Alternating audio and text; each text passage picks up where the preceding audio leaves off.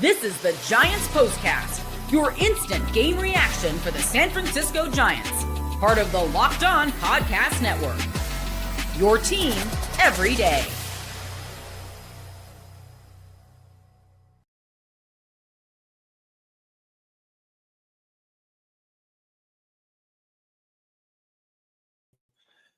Hello and welcome back to the Locked On Giants Postcast. I'm your host, Eric Triple E Engel. You may know me as the former producer for the Murph and Mac Morning Show on KMBR, and you may also know me from some of these other Locked On Sports postcasts we also do the Locked On Warriors and Locked On 49ers postcast as well. But today, finally, after failing in their first four matchups between the two teams, the Giants finally beat the Pittsburgh Pirates today, winning 8-1 out there at PNC Park. Logan Webb dazzled again as he struck out 10 over 6 innings of work while only surrendering 1 run.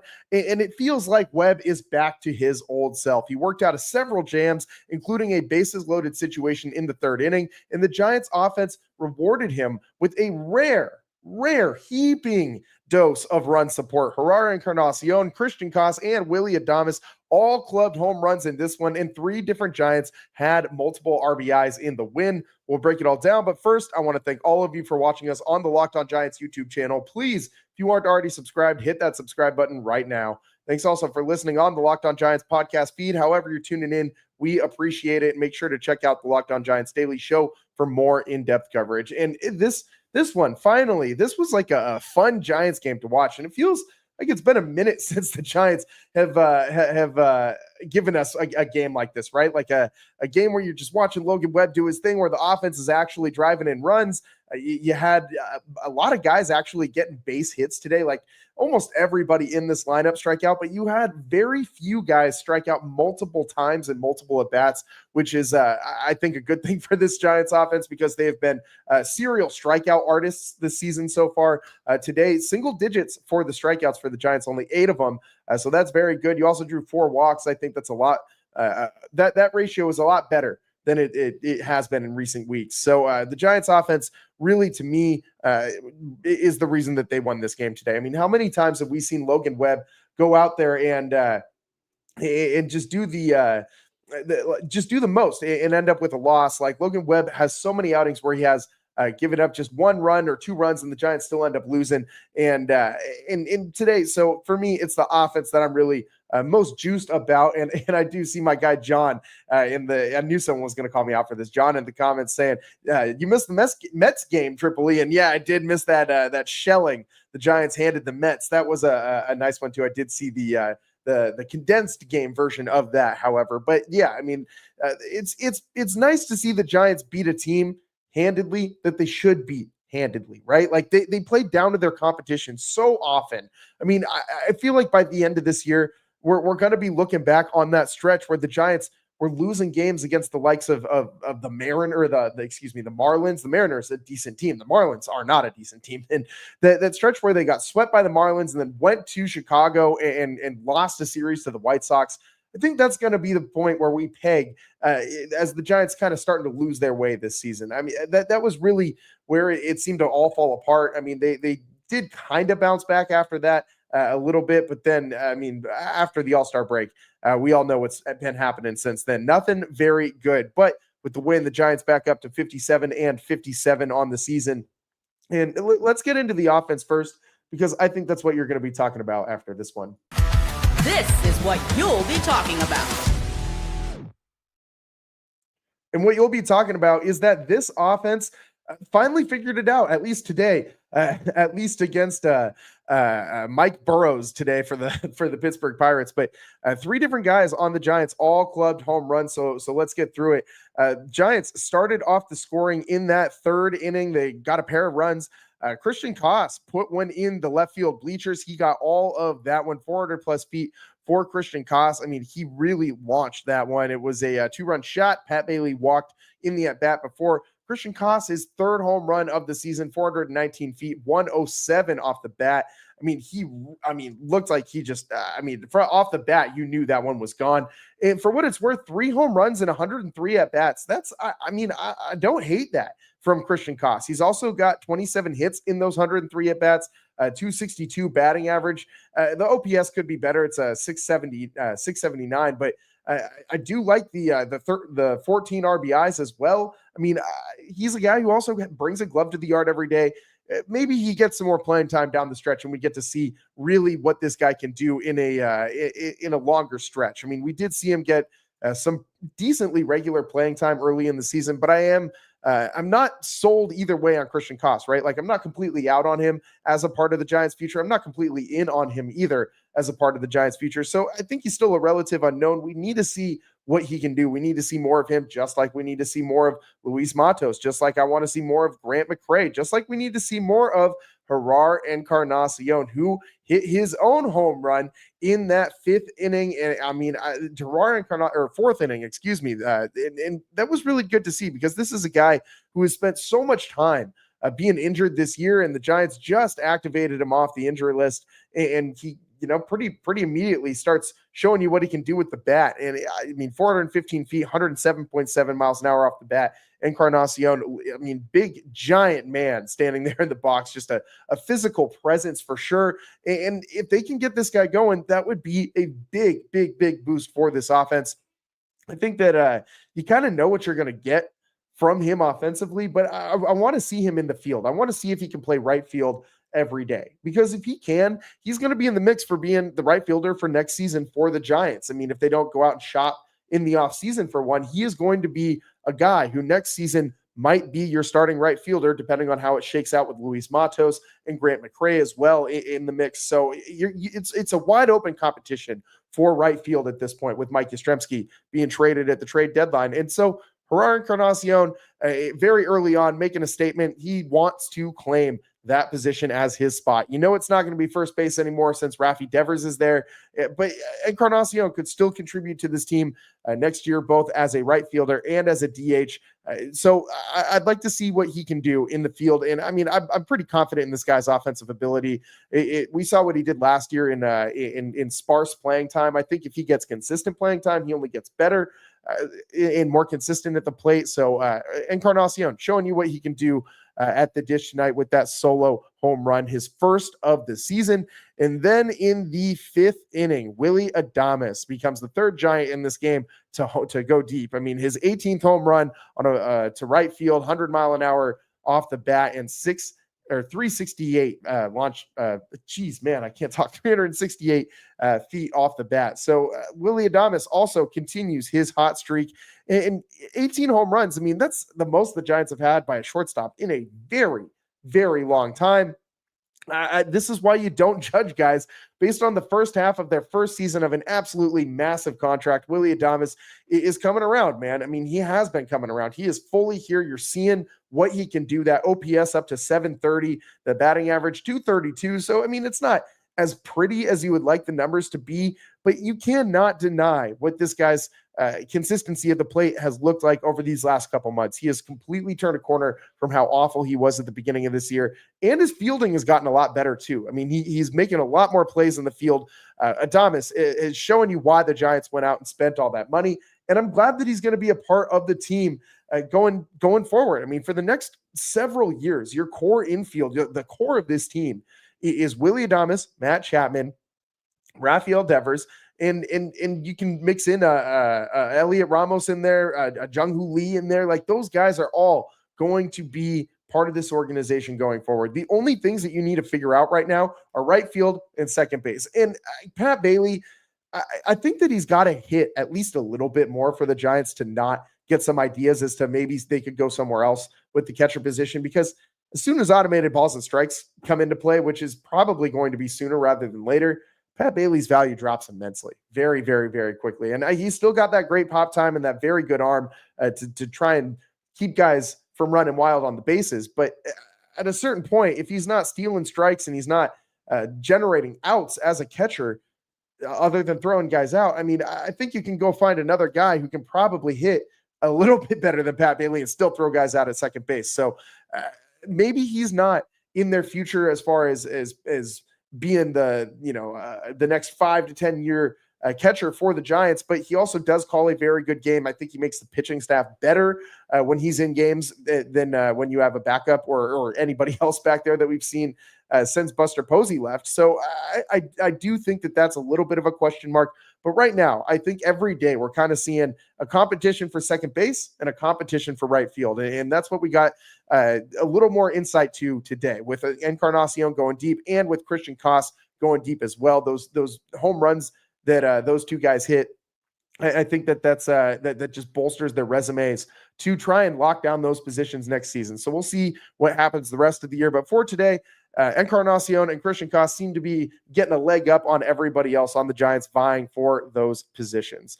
Don't go anywhere. On the other side, we got to talk about Logan Webb's day. Webby back to his old self after a little bit of a rough patch, and he dazzled. Typical Logan Webb stuff. We're going to break it all down next on the Locked On Giants postcast.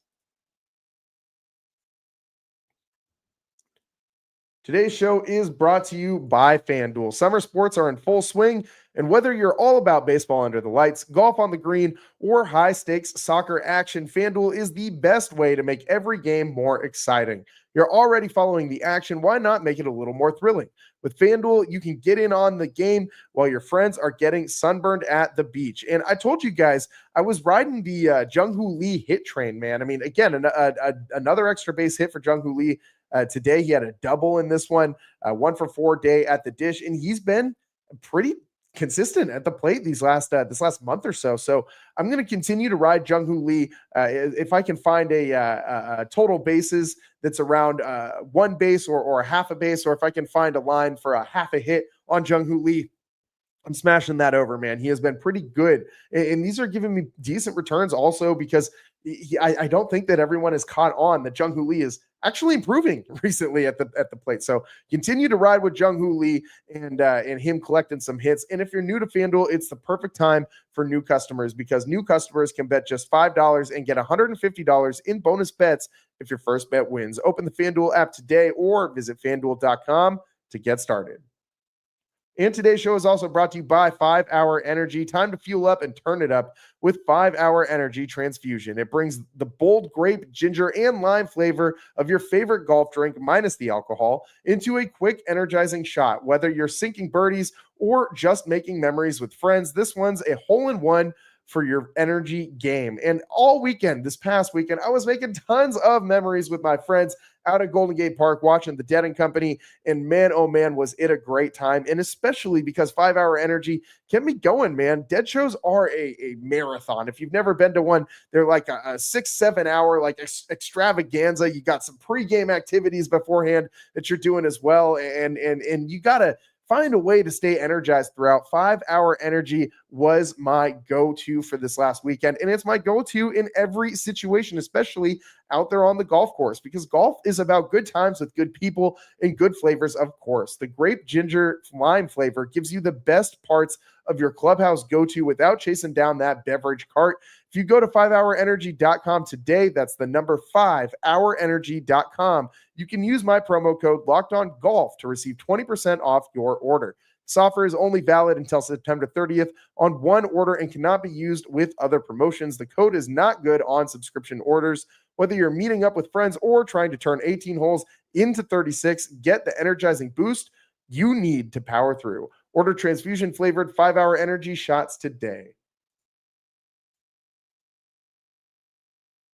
Welcome back to the Locked On Giants postcast. I'm your host, Eric Triple E Engel, and today the Giants finally beat the Pirates 8-1 out there at PNC Park. And DB already calling me out, man.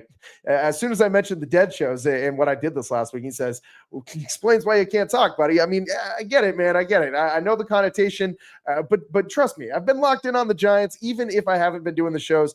I did watch the condensed versions of the Giants-Mets games over the weekend, and obviously we're right back at it now. And maybe there are some lingering effects still in the brain with the haze and whatnot. But we're gonna power through and bring you the rest of the shows this week as well. But the Giants, man, right now they look good today, but overall this team, just not very inspiring. You know what this team is, and they're about a 500 team, maybe a little worse, I might say, than a 500 team, especially after the trade deadline. This bullpen, which looked so dominant for the first half of this season, is now one of the weaker parts of this team, which is a bummer. But I mean, the Giants are going to find a way to limp through the rest of this season, but they will especially find a way to do it if they can ease up on the taxing of the bullpen if you get starts from Logan Webb like this one. 6 innings, only gave up 1 run, 7 hits though, so he did have to work out of some jams, struck out 10, which will help you get out of some jams when you got 10 strikeouts. And Webby, this is a good sign for him because his last time out, he looked very good as well. He struck out 11 in his last outing, which was also against the Pirates on Wednesday last week, only gave up 1 run, and he did walk 4 in that one. So, I mean, that was a little bit of a concern. And today, Webb didn't walk anybody. So I do think Webb looks to be back. His prior couple starts before that start against the Pirates, he gave up 6 to the Mets. He gave up 4 to the Blue Jays. And then prior to the All-Star break, he gave up 6 to the Dodgers. So he'd been kind of, shaky in his last few starts prior to his last outing. And today he solidified that he is officially back. He's Logan Webb and he's doing Logan Webb things. And this is kind of, just a standard, no nonsense outing from Webby. This is exactly what you want to see from him. 110 pitches, 74 strikes. So he's really filling up that zone, generated 6 ground ball outs, faced 25 batters. I mean, this is what you expect from this guy. Now, if they can get anybody else in the starting pitching staff to get on the same page as Logan Webb, that would be great. And obviously the Giants are hurting without Landon Roop. That's a big loss for them in their starting rotation. Hayden Birdsong, Justin Verlander were a big issue in the first half. Verlander looks to be sort of stabilizing. I'm not 100% sold that he's back to his normal self, or his old self, I should say, to his pre-Giants self. But I do think that he's got a little bit of momentum going right now, and that's a good thing.